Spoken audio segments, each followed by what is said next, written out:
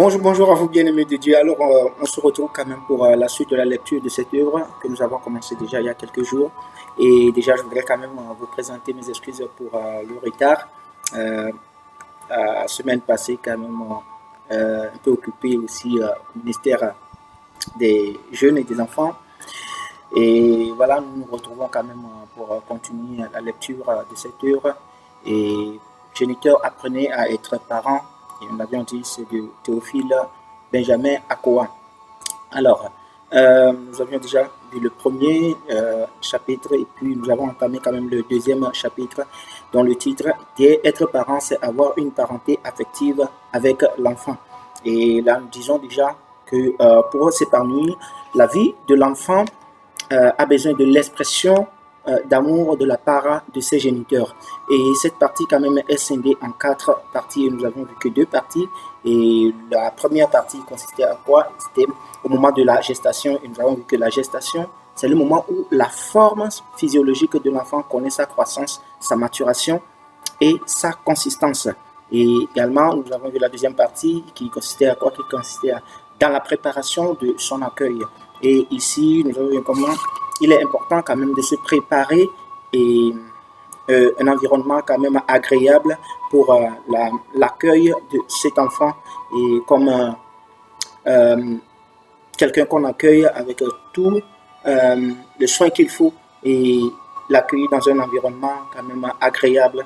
Et c'est important pour la psychologie, sur le plan psychologique et puis bien sûr également sur le plan physique de l'enfant. Aujourd'hui quand même nous allons continuer avec la troisième partie, rien que la troisième partie aujourd'hui, qui s'intitule Les premiers moments de la vie de l'enfant au foyer.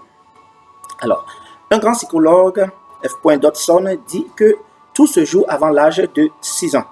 C'est en cette période basique que les parents peuvent semer l'amour pour la vie en donnant intensement l'amour et en veillant à la maturation affective de l'enfant pendant les diverses phases de la croissance. En outre, ils feront essentiellement attention à la phase orale, à la phase anale, à la phase cognitive et à la phase phallique, à la phase orale. L'enfant découvre le plaisir de la vie à travers l'allaitement. Après la coupure du cordon ombilical, c'est le premier moyen par lequel l'enfant garde son lien affectif avec sa maman. Le soin avec lequel celle-ci donnera le sein à l'enfant déterminera l'intensité des relations ultérieures.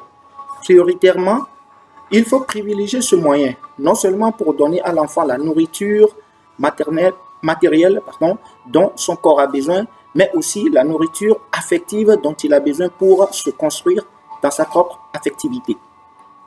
L'autre avantage du lait maternel est qu'il assure une bonne croissance biologique et consolide l'organisme de l'enfant contre les maladies futures. C'est là une raison supplémentaire pour le donner à l'enfant. Cependant, si la tétée n'est pas possible pour une raison ou pour une autre, il faudra lui donner des biberons affectueux à tout moment où besoin est, sans donner l'impression que l'enfant vous enlève une part de votre liberté. Il est un être fragile et ne peut trouver sa force que dans ses géniteurs. Plus on s'occupe de lui, plus il en est édifié. À vrai dire, à vouloir le bien faire, c'est être résolu à passer des nuits sans sommeil, dans l'oubli de soi pour que la vie de l'enfant se fortifie dans toutes ses dimensions. La relation allaitante a aussi une autre incidence positive qui mérite d'être mentionnée. C'est l'intimité qu'elle génère à travers la communication par le regard et le toucher. En tout cas, la part de la mère paraît primordiale.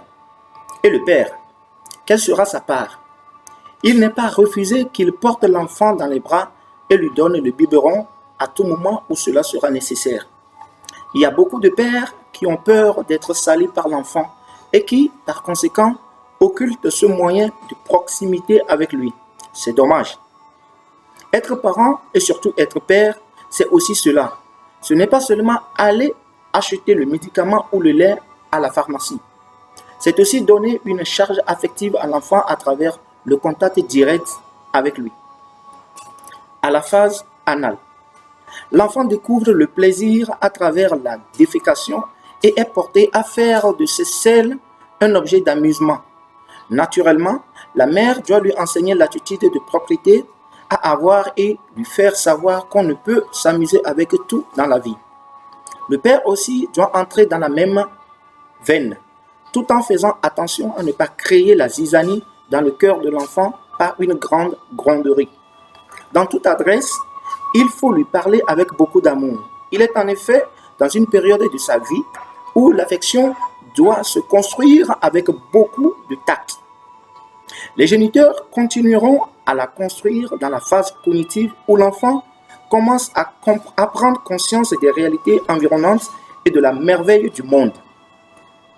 C'est une phase à laquelle il pose beaucoup de questions et même des questions relatives à son origine.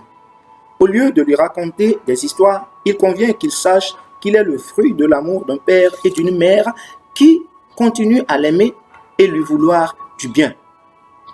Au stade phallique, l'enfant commence par découvrir le plaisir par les sensations de son sexe et peut en faire ce qu'il veut, tant dans la relation avec lui-même, masturbation, que dans la relation avec le sexe opposé.